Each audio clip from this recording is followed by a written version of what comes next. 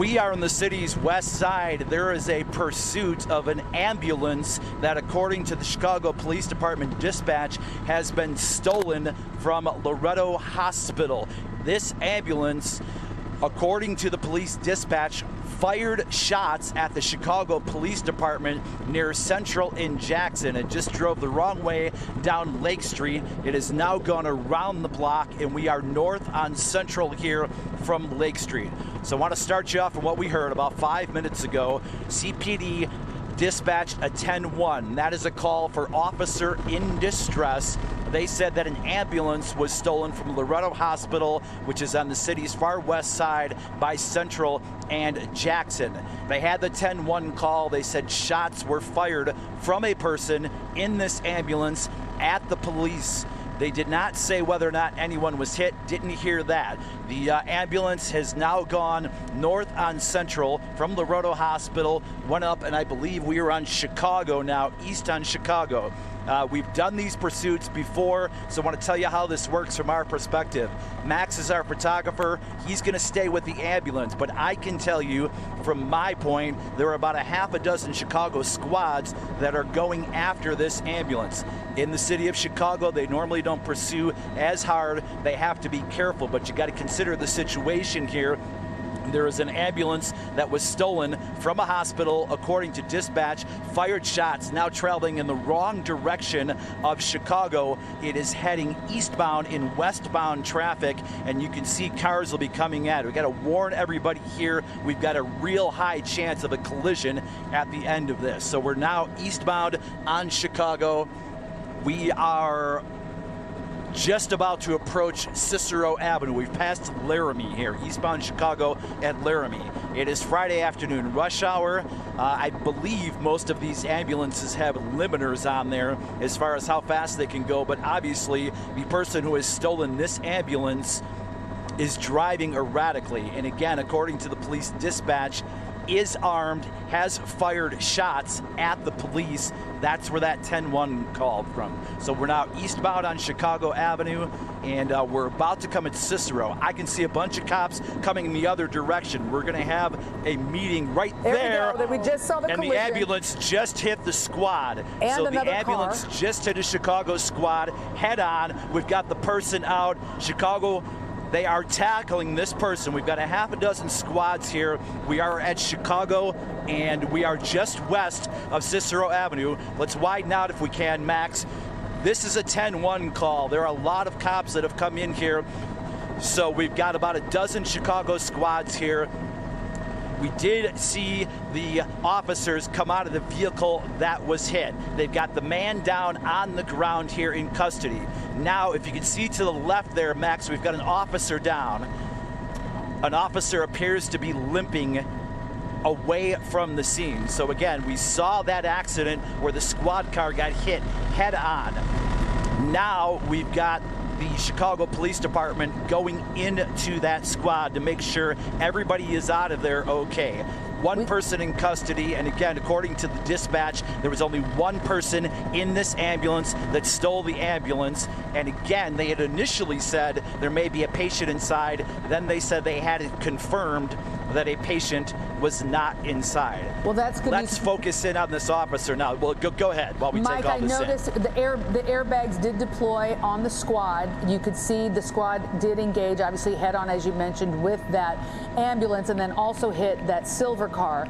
And you want to look back, if we can, back at that police officer. Don't know if that was the driver or what the circumstance was, but boy, officers jumped into action to get the person out as they jumped out of the ambulance, and they are now taking that person away, about 6 officers strong surrounding that person.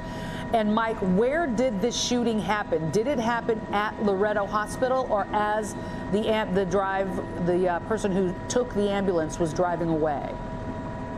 So according to the dispatch, shots were fired at Central in Jackson. Now, Loretto Hospital is a couple blocks south of there, located by Central, just off the Eisenhower Expressway. That's where the 10-1 dispatch was called, Central in Jackson. So again, that's right by the park there. Central's the street that goes right through the middle of that park that runs from Central to Austin that takes you into Oak Park. What we're seeing right now, on the other end, it appears, of that crash where we saw a CPD squad rammed by the man who stole this ambulance, it appeared another vehicle may have been hit as well. So perhaps the Chicago Police Department treating a person who may have been struck in that second vehicle. That looked like a Prius to you, Max? Yeah, that was a rear. That was the second vehicle hit after the squad. It was rear-ended, and potentially I could see that person or anybody who might have been in there. Okay, I don't think that was a Prius. They could be talking to them now. Yeah. And it sounds like so I'm sure we're going to have a lot of ambulances. I'm sure we're going to have a lot of ambulances coming in here. I'm sure that call has already been put out. And again, just to pinpoint our location here, we're on Chicago, a couple blocks west of Cicero Avenue. When that first call came in, Mike, on Central and Jackson, it sounds like there was an officer in distress at that location as well, yes? So the 10-1 call, that is the code for officer in distress, but they said shots fired at police. Yeah. At no time in these transactions did I ever hear that anyone was actually shot. Good. That being said, this will tell you why police were going so aggressively after this ambulance. First of all, it's a stolen ambulance.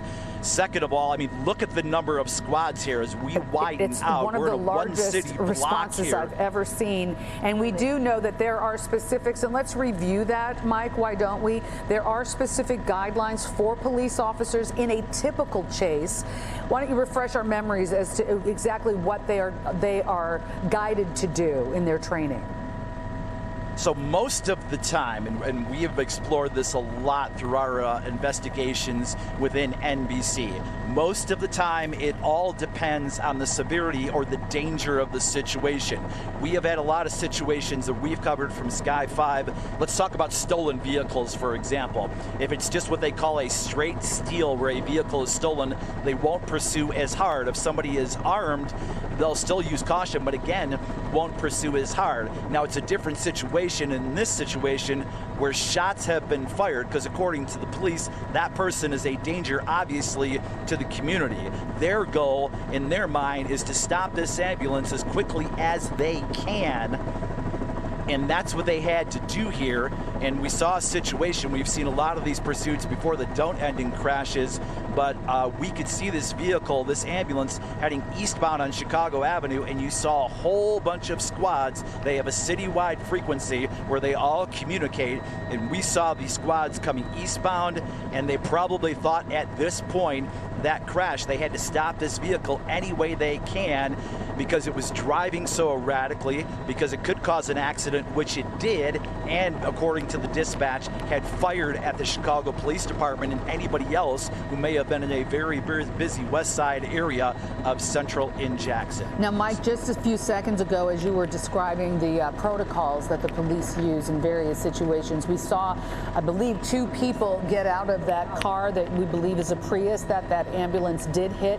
They were walking on their own accord, so hopefully they are not severely injured. Obviously, being rear-ended can cause injuries like whiplash and even, you know, some sort of head injury. So, and maybe they're going to be bringing somebody out of the driver's side. The person on the passenger side was able to walk out, but maybe the person on the driver's side may be a little bit more affected, where they can't maybe get out of the vehicle and walk, or maybe they're older. We don't know at this point. But clearly the response, Mike, is one I don't think I've ever seen in a chase. So many squads and so many officers there on the scene. And you can see why. I mean, you're right. Everything that you just mentioned, with the shooting mentioned, with an officer at distress, with the erratic driving and going the wrong way on a two-way street. But clearly this was going to end in something that was problematic, and that's what's happened here. And considering the amount of response, and you can see all these streets, we're talking 4 o'clock on a Friday afternoon, a beautiful Friday afternoon when people are trying to get from place to place. The fact that more cars weren't involved as he was going down that those one-way streets for so long is quite remarkable, and that all those police officers got to the scene and did their job effectively. Do you know anything just yet? Are you hearing anything just yet, Mike, about the situation at Laredo? Was there anything there that has come out just yet from dispatch? Not that I've heard. Again, the only thing I initially heard was outside of Laredo that an ambulance has been stolen, and that's what started all of this in the pursuit. Initially, the ambulance was stolen, and then shots were fired.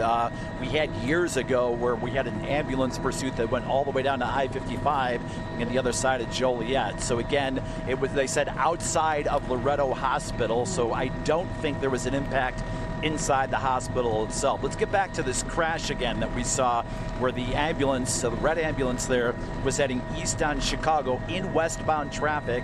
The police were coming westbound on Chicago to try to help.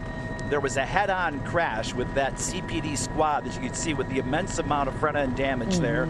And then a secondary crash where we weren't able to see really now. I don't believe that is a Prius, but that dark-colored vehicle there that has some damage as well that got rear-ended from the ambulance. So again, the other big question is the condition of the officer in that driver's side. You talked about the airbag being deployed there. We thought we saw at some point the officers get out of the vehicle.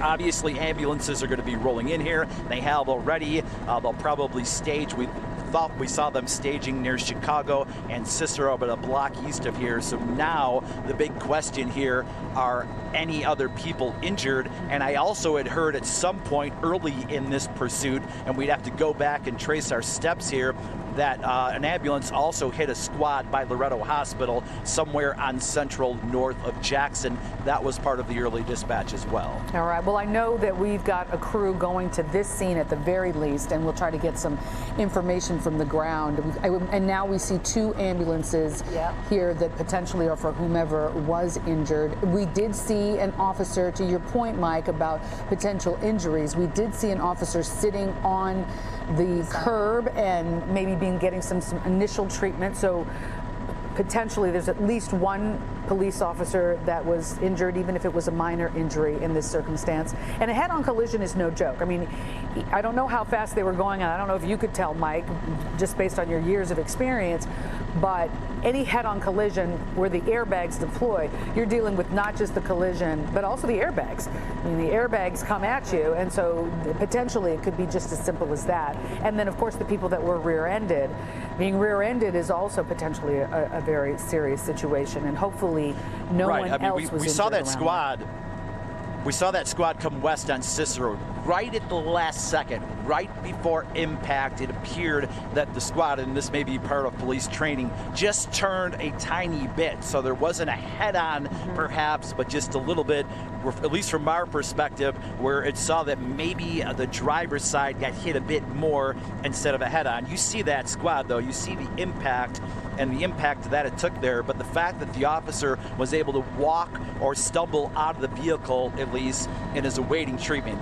I haven't been able to listen to the fire department scanner, but I'm sure this situation is going to be what we call at least an EMS Plan 1. So an EMS Plan 1 is at least a 5-ambulance response here, a 5-ambulance response to a situation here where accident has happened and they're really